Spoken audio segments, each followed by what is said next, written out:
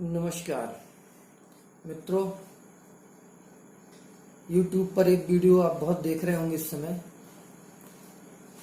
जो कि राजस्थान से अनूप मंडल नाम के कोई एक संस्था मंडल है, जो विगत दिनों से एक विशेष वर्ग को लेके प्रताड़ित करने के लिए साजिश कर रहा है।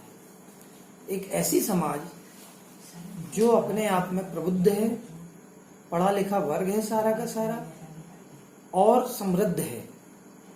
हो सकता है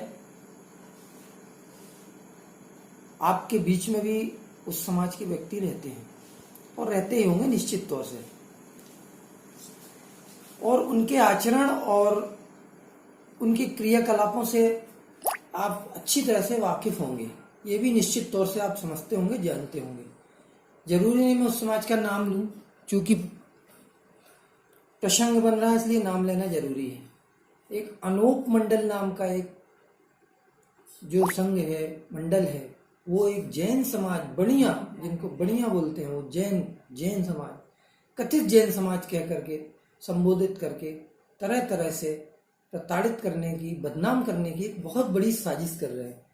ऐसा नहीं है कि जैन समाज ये सब इस तरह के उनके प्रपंच का जवाब देना नहीं समझती या नहीं जानती या नहीं दे सकती, ये असंभव सी बात लगती आज के इस युग में।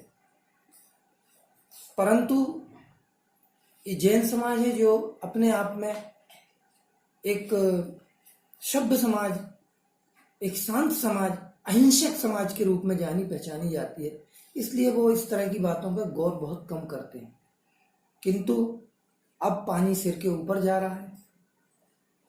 जो एक फर्जी गाड़ा चला करके, फर्जी तरह से आरोप लगा करके और समाज को बदनाम कर रहे हैं, ये बर्दाश्त के बाहर है। ऐसा नहीं है कि हम जैन समाज के या जैन समाज के लोग उनसे लड़ना चाहते हैं, झगड़ना, किंतु अगर उनको कोई संकट है, किसी तरह का उनके अंदर कोई विचार है, या उन्हें कुछ गलत लगता है या किसी ने गलत किया है, तो उसका एक समाधान निकालें।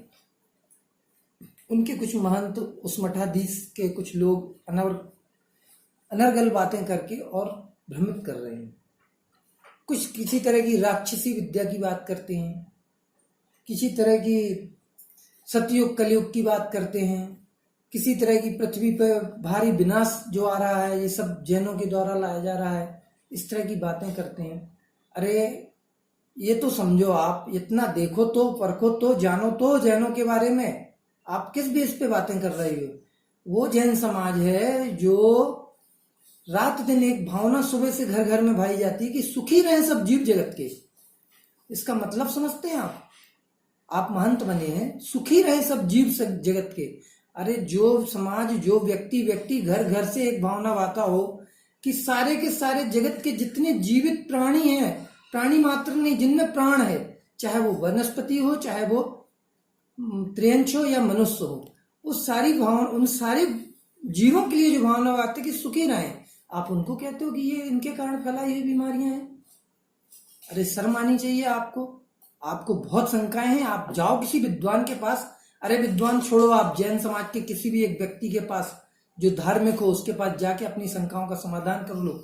कहाँ की बातें करते हो? स्वर्ग नरक किसी का बनाया हुआ नहीं है।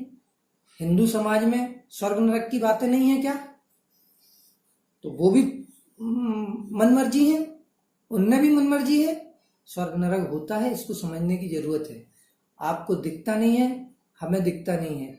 सब कर्मों का खेल होता है। कर्मों के अधीन आदमी स्वर्ग और नरक की ओर अग्रसित होता है, जाता है, अपने अगले भाव को बदलता है। ये बहुत गहराई की बातें हैं। आपने 4 लाइनें उथली उथली पढ़ ली, जो आपके दिमाग के बहुत बाहर है। अभी आपको बहुत ज्ञान की आवश्यकता है। जैन समाज से उलझना बेकार है।